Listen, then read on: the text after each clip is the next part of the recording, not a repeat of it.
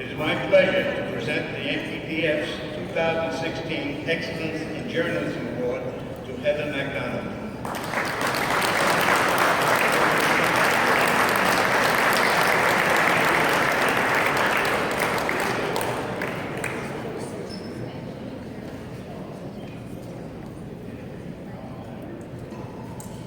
Each honoree tonight is also receiving a proclamation from the Jersey Senate.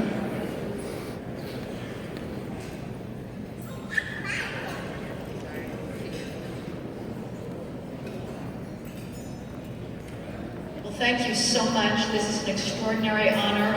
I'm so privileged to be at the National Police Defense Foundation. I've been speaking at college campuses a lot recently about policing, and by now I'm used to the walkout. And so I'm very gratified that you guys are actually staying in your seats. This is a new, novel experience for me.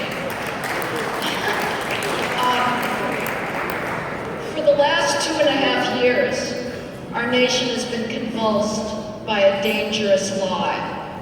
That lie holds that policing is shot through with systemic racism, and that we're living through an epidemic of racially biased police shootings. How do I know this is a lie? Because I talk to people like Mrs. Sweeper, an elderly cancer amputee in the Mount Hope section of the Bronx, who told me, "Please, Jesus, send more police." The only time she feels safe to go to her building lobby to get her mail is when the police are there, because it's otherwise colonized by trespassing youth hanging out, smoking weed and selling drugs. I talk to people like an elderly lady in the 41st precinct of the South Bronx who burst out spontaneously in the middle of a police community meeting, "How lovely when I see the police. They're my friends." I talk to young black males who say they've never been stopped by the cops. Why, they say? Because I'm a good boy.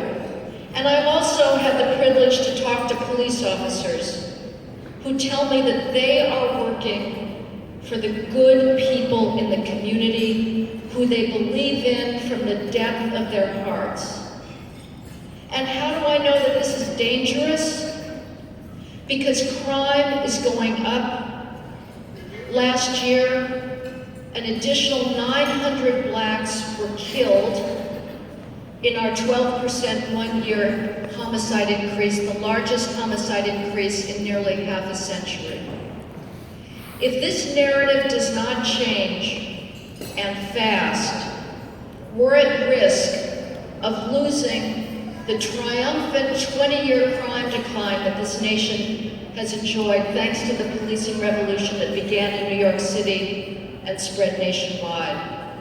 So we can hope for a change in political leadership to change the narrative. But even if that doesn't happen, I know that the police officers that it's been my privilege to meet and write about for the last decade will continue giving their all and their lives to protect the most important foundation of civilization, and that's law and order. Thank you again for this honor and privilege tonight.